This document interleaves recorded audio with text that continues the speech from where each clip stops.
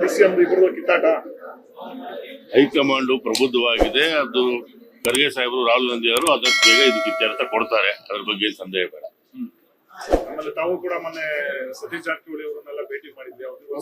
ನಿನ್ನೆ ಜಿ ಪರಮೇಶ್ವರ್ ಸಾಹೇಬ್ರನ್ನ ಭೇಟಿಯಾಗಿದೆ. ಮೊನ್ನೆ ಸತೀಶ್ ಜಾರಕಿಹೊಳಿನ ಭೇಟಿಯಾಗಿದೆ. ನಮ್ಮ ಮಂತ್ರಿಗಳು ನಮ್ ಭೇಟಿ ಆಗೋದೇ ಕಷ್ಟ ಆಗ್ಬಿಟ್ಟಿದೆ ನಿಮ್ ಮೀಡಿಯಾ ಅರ್ಥಗೋಸ್ಕರ. ಯಾಕಂದ್ರೆ ಯಾರನ್ನ ಭೇಟಿ ಆದ್ರೂ ಅದಕ್ಕೊಂದು ಅರ್ಥ ರೂಪಿಸ್ತಕ್ಕಂಥ ಕೆಲಸ ಮಾಡ್ತೀವಿ.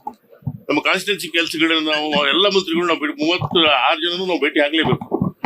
ಯಾರನ್ನ ಭೇಟಿ ಆದ್ರೂ ಒಂದು ಅರ್ಥ ಕಲ್ಪಿಸೋದು ಬೇಡ ಅಂತ ನನ್ನ ಒಂದು ಮನವಿ ನಿಮ್ಗೆಲ್ಲ. ಬಟ್ ಈ ಸಂದರ್ಭದಲ್ಲಿ ಸರ್ ಎಲ್ಲಾ ಶಾಸಕರು ಕೆಲವರು ದೆಹಲಿಗೆ ಹೋಗ್ತಾರೆ, ಇನ್ನು ಕೆಲವರು ಸಿಎಂ ಮನೆಗೆ, ಡಿ.ಸಿ.ಎಂ ಮನೆಗೆ, ಸಚಿವರ ಮನೆಗಳಿಗೆ ಹೋಗ್ತಾ ಇದ್ದಾರೆ. ಈಗ ಕುರ್ಚಿ ಗಲಾಟೆಯಲ್ಲಿ ಗುಂಪುಗಾರಿಕೆ ಆಗ್ಬಿಟ್ಟಿದೆ, ಒಂದೊಂದು ಗುಂಪು ಆಗ್ಬಿಟ್ಟಿದೆ. ನೋಡಿ ನನ್ನ ಬಗ್ಗೆ ನಾನು ಹೇಳಬಲ್ಲೆ, ಬೇರೆಯವ್ರ ಬಗ್ಗೆ ನಾನು ಹೇಳಕ್ ಆಗೋದಿಲ್ಲ.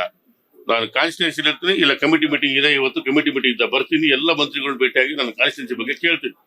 ಅದಕ್ಕೆ ಅಪಾರ್ಥ ಕಲಿಸೋದು ಬೇಡ ಅಂತ ತಮ್ಮೆಲ್ಲರನ್ನು ಮತ್ತೊಮ್ಮೆ ಮನವಿನ ಮಾಡ್ತೀನಿ.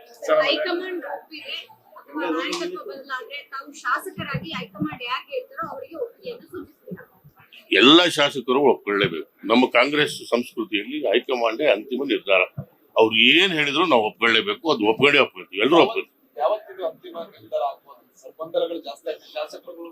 ಅಂತಿಮ ನಿರ್ಧಾರ ಆಗೋದಲ್ಲ, ಇದಕ್ಕೆ ಇತ್ಯರ್ಥ ಇತಿಶ್ರೀ ಹಾಡೋದು ನಿರ್ಧಾರದ ಪ್ರಶ್ನೆ ಅಲ್ಲ.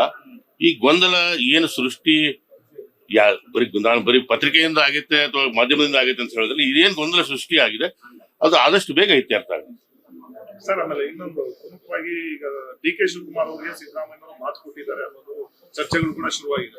ಡಿ.ಕೆ. ಶಿವಕುಮಾರ್ ಅವರು ಕೂಡ ಈ ಒಂದು ಮಾತಿನ ಬಗ್ಗೆ, ವಚನದ ಬಗ್ಗೆ ಸೋಷಿಯಲ್ ಮೀಡಿಯಾದಲ್ಲಿ ಪೋಸ್ಟ್ ಮಾಡ್ಕೊತಾರೆ. ಈ ಮಟ್ಟಿಗೆ ಹೋಗ್ತಿದೆಯಲ್ಲ. ಮೊನ್ನೆ ಇನ್ನೊಂದು ಮಾಧ್ಯಮದವರು ಕೇಳಿದ್ರು ನನಗೆ, ವಿಶ್ವನಾಥ್ ಅವರು ಹೇಳಿದ್ದಾರೆ, ಡಿ.ಕೆ. ಸುರೇಶ್ ಅವರು ಹೇಳಿದ್ದಾರೆ ಅಂತ. ನೋಡಿ, ಇದನ್ನ ಯಾವುದು CLP ಮೀಟಿಂಗ್ ಅಲ್ಲಿ ತಂದು MLA-ಗಳ ಶಾಸಕರ ಮುಂದೆ ಹೇಳಿದಂತ ವಿಚಾರ ಅಲ್ಲ. ಯಾರು ಮುಂದೆ ಹೇಳಿದ್ದಾರೆ, ಈಗ ಉದಾಹರಣೆಗೆ ಹೈಕಮಾಂಡ್ ಖರ್ಗೆ, ರಾಹುಲ್ ಗಾಂಧಿ ಅವ್ರ ಮುಂದೆ ಹೇಳಿದ್ರೆ ಅವ್ರು ನಿರ್ಧಾರ ತಗೋಬೇಕು. MLA-ಗಳು ಏನ್ ನಿರ್ಧಾರ ತಗೋಕ್ಕಾಗುತ್ತೆ? ಅದರಿಂದ ಆದಷ್ಟು ಬೇಗ ಇತ್ಯರ್ಥ ಆಗುತ್ತೆ, ಯಾವುದೇ ತೊಂದರೆ ಇಲ್ಲ ಅಂತ ನಾನು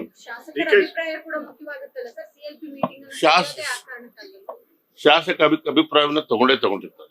ಪ್ರತಿಯೊಂದು ವಿಚಾರದಲ್ಲೂ ಶಾಸಕರನ್ನ ಇಲ್ಲಿಗೆ ಬರ್ಬೋದು. ನಾಳೆ ಹೈಕಮಾಂಡ್ ನಮ್ಮನ್ನು ಕೇಳಬೇಕು ಅಂತ ಶಾಸಕರ ಅಭಿಪ್ರಾಯ ತಗೊಂತಾರೆ, ಇಲ್ಲ ಅಂತ ನಾನು ಹೇಳೋದಿಲ್ಲ. ಆದ್ರೆ ಅಂತಿಮ ನಿರ್ಧಾರ ನಮ್ಮ ಕಾಂಗ್ರೆಸ್ ಪಕ್ಷದಲ್ಲಿ ಹೈಕಮಾಂಡ್ ಅನ್ನೋದು ತಮ್ಗೆಲ್ಲ ಗೊತ್ತಿರತಕ್ಕಂಥ ವಿಚಾರ.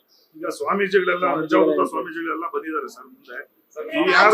ಎಲ್ಲ ಒಕ್ಕಲಿಗ ನಾಯಕರು, ಒಕ್ಕಲಿಗ ಶಾಸಕರು ರಾಜೀನಾಮೆಗಳು ಕೊಡ್ತಾರೆ ಅಂತ ಅವರ ಸಮುದಾಯದ ಮುಖಂಡರು ಎಚ್ಚರಿಕೆ ಕೊಡ್ತಿದ್ದಾರೆ. ನೋಡಿ, ಹಿಂದೆ ಯಡಿಯೂರಪ್ಪನವರ ವಿಚಾರ ಬಂದಾಗೂ ಸ್ವಾಮಿಗಳು ಇದೇ ರೀತಿನ ಹೇಳಿದ್ರು. ಇವತ್ತು ಡಿ.ಕೆ. ಶಿವಕುಮಾರ್ ವಿಚಾರ ಬಂದ್ರು ಅದನ್ನೇ ಹೇಳಿದ್ದಾರೆ. ಯಾವುದೇ ಲೀಡರ್ಗಳು ಬಂದ್ರು ಅವರವರ ಸಮಾಜದ ಗುರುಗಳು ಅವ್ರ ಪರವಾಗಿ ನಿಲ್ತಕ್ಕಂಥದ್ದು ನಾವಂತೂ ಇಲ್ಲಿ ನೋಡ್ಕೊಂಡ್ ಬಂದಿದ್ದೀವಿ. ಅದರಿಂದ ಅದನ್ನ ನಾವು ಅದ್ರ ಬಗ್ಗೆ ನಾನು ಕಮೆಂಟ್ ಮಾಡೋಷ್ಟು ದೊಡ್ಡ ಮನುಷ್ಯ.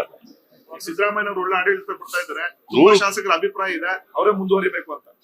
100% ಸಿದ್ದರಾಮಯ್ಯನವರ ಆಡಳಿತ 16 ಬಜೆಟ್ಗಳನ್ನ ಕೊಟ್ಟಂತ ಒಬ್ಬ ಧೀಮಂತ ನಾಯಕರವರು.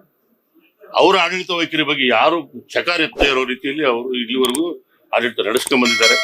ಒಬ್ಬ ಕಾಂಗ್ರೆಸ್ ಪಕ್ಷದಲ್ಲಿ ಅತಿ ಧೀಮಂತ ನಾಯಕ ಅಂತ ಹೇಳಿದ್ರೆ ತಪ್ಪಾಗಿದೆ. ಲೇಟೆಸ್ಟ್ ಹಾಗೂ ಇಂಟ್ರೆಸ್ಟಿಂಗ್ ಸುದ್ದಿಗಳಿಗಾಗಿ ಬಾಸ್ ಟಿವಿ ಕನ್ನಡ ಚಾನೆಲ್ನ ಸಬ್ಸ್ಕ್ರೈಬ್ ಮಾಡಿ. ಹಾಗೆಯೇ ಬೆಲ್ ಐಕಾನ್ ಪ್ರೆಸ್ ಮಾಡಿ. ಇದರ ಜೊತೆಗೆ ಫೇಸ್ಬುಕ್, ಇನ್ಸ್ಟಾಗ್ರಾಮ್, ಎಕ್ಸ್ ನಲ್ಲೂ ಮಿಸ್ ಮಾಡದೆ ಫಾಲೋ ಮಾಡಿ.